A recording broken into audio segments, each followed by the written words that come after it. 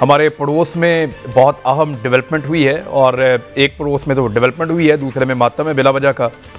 भारत इस सारे को लेकर पाकिस्तान को रिस्पॉन्सिबल कह रहा है और पाकिस्तान के ऊपर उस चीज़ की जिम्मेदारी डाल रहा है जो पूरी दुनिया जिसका बोझ नहीं उठा सकी। यानी अमेरिका दुनिया की सबसे बड़ी मिलिट्री कुव्वत लेकर बहुत सारे मुल्कों को साथ मिलाकर खुद वो सुपर पावर है। दुनिया के बेहतरीन बजट, बेहतरीन तैयारे, बेहतरीन एयरफोर्स, बेहतरीन सोल्जर्स, शानदार हथियार, शानदार सैटेलाइट सिस्टम, हर किस्म का डिफेंस सिस्टम वो लेकर वो आया अफ़गानिस्तान में। उसने आकर मुकाबला किया चंद हज़ार लोगों का जो शुरू में 30,000 भी नहीं थे और फिर उन्होंने लड़ते लड़ते 20 साल में शिकस्त दे दी।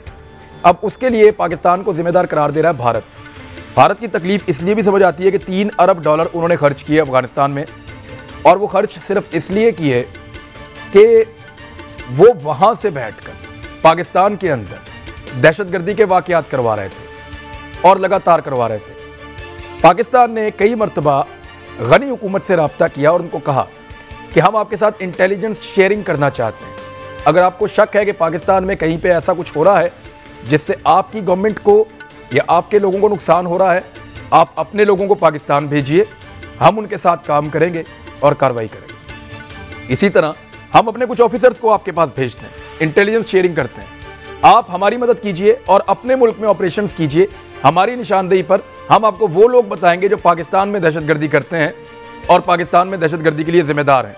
लेकिन अशरफ गनी कभी इस बात पर आए नहीं। पाकिस्तान ने जब कभी भारत की ज़्यादती की बात की, अशरफ गनी ने कभी वो बात सुनी नहीं। वो अशरफ गनी हमेशा ये कहते थे कि पाकिस्तान गलत है और भारत की ज़बान बोलते थे। और फिर उसके बाद सारी दुनिया ने देखा कि अशरफ गनी ने अमेरिका को भी धोखा दिया। जो बाइडन ने खुद कहा कि मैंने अशरफ गनी से कहा कि मैं आपकी सुलह करवा देता हूँ तालिबान के साथ और कुछ मामला हल करवा देता हूँ। तो अशरफ गनी ने कहा नहीं, हम लड़ सकते हैं, मसला ही कोई नहीं है, हम मुकाबला कर सकते हैं, मसला ही कोई नहीं है। और फिर एक दिन वो सुबह के वक्त उठ के भाग गए। अब अशरफ गनी के भागने के बाद भारत में सबसे ज़्यादा मातम है, सबसे ज़्यादा परेशानी है, क्योंकि अफगानिस्तान में इस वक्त वो हुकूमत नहीं है जो भारत के मफादात को तहफ़्फ़ुज़ दे। अफगानिस्तान में वो हुकूमत नहीं है जो 400 मनसूबे भारत ने शुरू किए थे, उनका कोई आउटकम उनको वहाँ पे मिले। यानी 400 तरक्याती मनसूबे हो सकता है उन्होंने अपनी किसी एक रियासत में ना किए हों, लेकिन अफगानिस्तान में वो ये पैसा लेकर गए सिर्फ और सिर्फ इसलिए कि वो ये चाहते थे कि कुछ ना कुछ करके यहाँ से पाकिस्तान के ख़िलाफ़ एक कार्रवाई जारी रखी जाए और यहाँ पे हालात ख़राब रहे। अब हो ये रहा है कि इस वक्त मकबूजा कश्मीर में जो मुहर्रमुल हराम के जुलूस हैं या मुहर्रमुल हराम के हवाले से जो मजहबी जो जुलूस हो रहे हैं या जो मजहबी मामला चल रहे हैं, उनकी इजाज़त नहीं दी जा रही। वहाँ लोग ज़ख्मी हुए हैं, कर्फ्यू लगा रहे हैं, ज़्यादती कर रहे हैं मकबूजा कश्मीर में, और इसको कोई इंसानी हुकूक की खिलाफ वर्जी नहीं कह रहा। ना खूनी लिबरल्स कह रहे हैं, ना यहाँ कोई अमेरिका कह रहा है, ना यूरोप कह रहा है, ना इंसानी हुकूक की तंजीमें कह रही हैं, कोई इस पे बात नहीं कर रहा। लेकिन सब इस खदशे पे बात कर रहे हैं कई दिनों से कि अफगानिस्तान में शायद नई बनने वाली हुकूमत मौका ना दे वहाँ के जो अहले तशरीह बरादरी है उनको जुलूस निकालने का या मुहर्रमुल हराम के हवाले से मजहबी रसूमात अदा करने का, उनको मौका ना दे। लेकिन लोगों ने आज देखा कि वहाँ बिल्कुल आज़ादी थी अफ़गानिस्तान में और मकबूजा कश्मीर में बिल्कुल आज़ादी नहीं थी। लेकिन इंसानी हुकूक के चैम्पियंस ये माचिस पकड़ के आग लगाते हैं हर वक्त, उनको कश्मीर नज़र नहीं आता, उनको काबुल और कंधार नज़र आते हैं। तो आज ज़रा गौर से देखें कि काबुल और कंधार में क्या हो रहा है और मकबूजा कश्मीर में क्या हो रहा है। तो ये बड़ी ज़्यादती है। इम्तियाज़ गुल साहब, पहली चीज़ मैं जो आपसे जानना चाहता हूँ वो ये कि इंसानी हुकूक अमेरिका की फॉरेन पॉलिसी का एक मरकज़ है, ये अमेरिका का कहना है। तो ये सिर्फ इंसानी हुकूक वहाँ पे वो देखेगा जहाँ वो देखना चाहता है, और काबुल में होने वाली तब्दीली दुनिया किस तरह हजम कर पाएगी? देखिए इमरान, ये बड़ा अहम, इंतहाई अहम सवाल आपने उठाया है, क्योंकि हुकूक इंसानी एक ऐसी छड़ी है जो अमरीकी इंतज़ामिया, तकरीबन हर अमरीकी इंतज़ामिया हर साल चलाती है, ख़ास तौर पे उन मुल्कों पे जिनके साथ इसके इख्तलाफात होते हैं, चाहे वो चीन हो, चाहे वो ईरान हो, चाहे पाकिस्तान हो।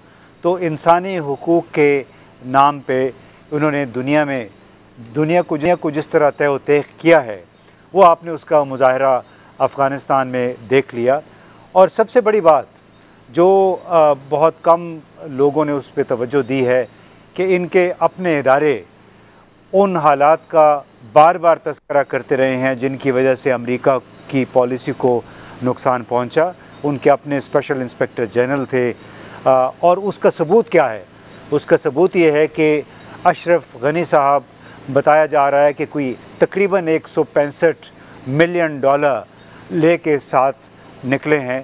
آپ کو معلوم ہے کہ 4 گاڑیوں میں ان کا یہ پیسے لادے گئے تھے, اس کے علاوہ ہیلی کاپٹر میں بھی لادے گئے تھے.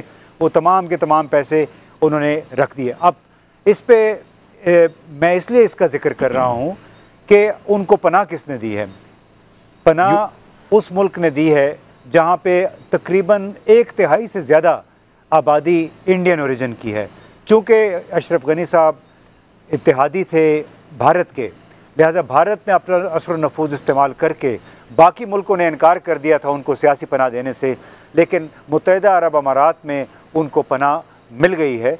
اب یہاں پہ امریکہ سرکار سے پوچھا جانا چاہیے کہ افغانستان کے عوام کے حقوق کہاں چلے گئے؟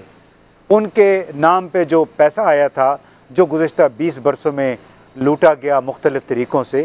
اور مجھے خود اسپیشل انسپیکٹر جنرل کے دفتر کے بڑے سینئر ساتھی نے آفیسر نے بتایا کہ ہمیں معلوم ہے کہ کس کا پیسہ, کون سے افغان لیڈر کا کتنا پیسہ کس بینک میں پڑا ہوا ہے, لیکن ہم سیاسی مصلحت کے تحت ان کا نام نہیں لے سکتے.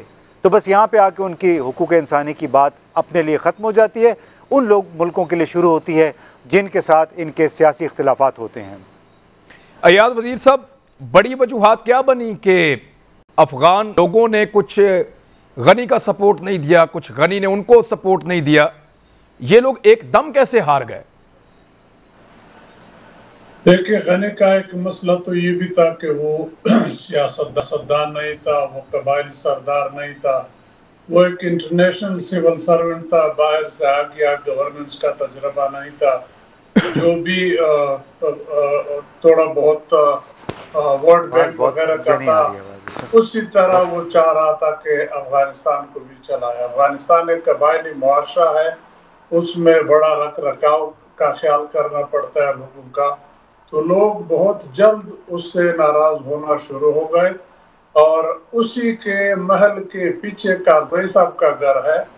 Karzai right from day one when he step down اس نے وہی طرز عمل جو ایک قبائلی سردار یا ایک لیڈر کا ہوتا ہے لوگوں کے ساتھ رکھ رکھاؤ, بیکاز وہ لوگوں تھا. میں دونوں کا کمپیریزن اس لیے کروا رہا ہوں کہ کارزئی صاحب لوکل پولیٹیکل لیڈر کا بیٹا تھا, خود بھی پولیٹیکل لیڈر تھا. یہ دوسرا پولیٹیکل لیڈر نہیں تھا. اس نے اپنے اپوزیشن کے ساتھ کوئی ریکنسیلیشن نہیں کی, ہر ایک کو ایسا ٹریٹ کر رہا تھا جیسے بس وہ خود عقل کل ہے اور کسی کی بات نہ سنو نہ اس کے ساتھ اچھا سلوک رکھو. تو ایک تو یہ بات تھی. دوسری بات جو میں سمجھتا ہوں وہ یہ تھی کہ امریکہ نے تو اس کو دوحہ ٹاک سے پیچھے رکھ دیا, لیکن اس کو خود جب موقع ملا انٹرا افغان ڈائلاگ میں تو سارے افغان عوام حکومت کی نظریں اسی کے اوپر تھی کہ اب تو موقع ہے, اب ان کے ساتھ پیچ اپ کرنا ہے. یہ تو ہو نہیں سکتا تھا کہ طالبان آ کے سرنڈر کر کے غنی کے ماتحت شامل ہو جائے.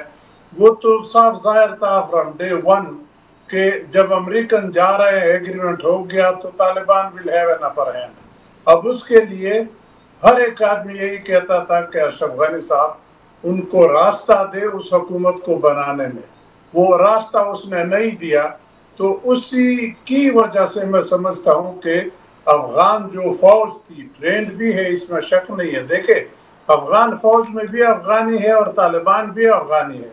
جب طالبان لڑ سکتے ہیں تو افغانی فوج کیوں نہیں وہ بھی لڑ سکتے ہیں, بالکل لڑ سکتے ہیں, لیکن اس کی موٹیویشن نہیں تھی, اس کی لیڈرشپ نہیں تھی, وجہ نہیں تھی لڑنے کے لیے. نیشنل ایک اسپرٹ ہوتا ہے جس کے لیے لڑنا ہوتا ہے, وہ غنی نے پرووائڈ نہیں کیا.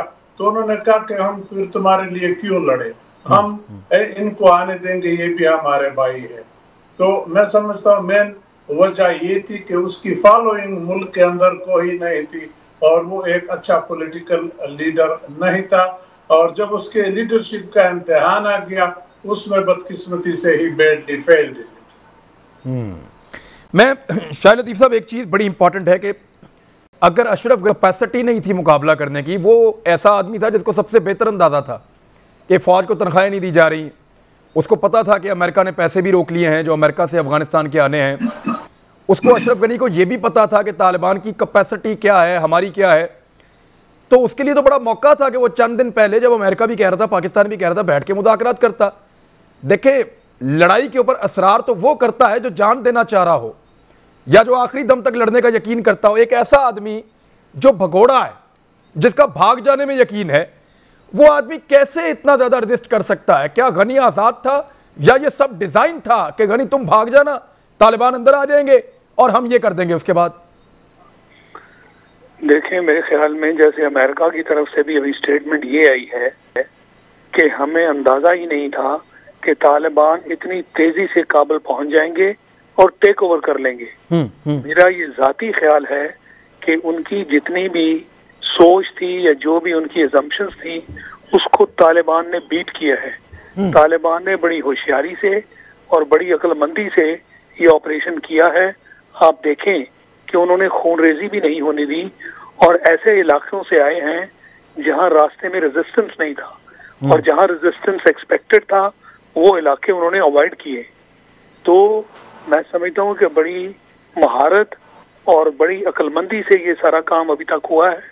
अल्लाह करे कि आगे जो मामलात हैं हुकूमत बनाने के, अगर उसमें भी वो मजमूई तौर पर सबको मिला लें तो फिर अफगानिस्तान में आज एक बहुत मजमूई तौर पर एक बहुत अच्छी सिचुएशन नमूदार होते हुए मुझे नजर आती है।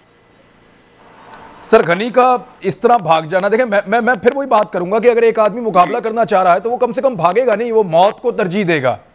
नहीं, मुकाबला तो बिल्कुल नहीं करना चाहता था। तो सर फिर मुज़ाकरात कर देता, सबसे आसान रास्ता था, उसको उसकी सदारत भी रहती, तालिबान के साथ कुछ तय भी पा जाता या इज्जत से निकल जाता। नहीं, पर उसे ये भी मालूम था कि मुज़ाकरात में उसको वो डील नहीं मिलेगी जिसमें उसको फायदा हो। तो ये फायदा मंदी वाली सूरत हाल जो थी वो उसकी कैलकुलेशन में नहीं थी। तो फिर पैसे लेकर भागना ही, पैसे लेकर भागना मेन चीज था कि मैं जब भागूं तो पैसे लेकर भागना और वहां पे जाके पनाह ले लेना। जिस मुल्क ने वो जो हल्का फुल्का हिंदुस्तान का कनेक्शन है उसके तहत उसको पनाह दे दी, ये उसकी कैलकुलेशंस और कंक्लूजन थी और उसने वही हासिल कर लिया। अच्छा, अब ये कुछ रिपोर्ट्स ऐसी भी आ रही हैं कि अशरफ गनी चाहते थे कि वो पहले इधर जाएं ताजिकिस्तान में, लेकिन उनको उतरने नहीं दिया गया। फिर अशरफ गनी चाहते थे कि उनको इंडिया अपने पास बुला ले, क्योंकि इंडिया में वो अपने आप को बहुत महफूज है। तो इंडिया को लगा कि इधर बुला के बिला वजह एक मुसीबत गले पड़ जाएगी।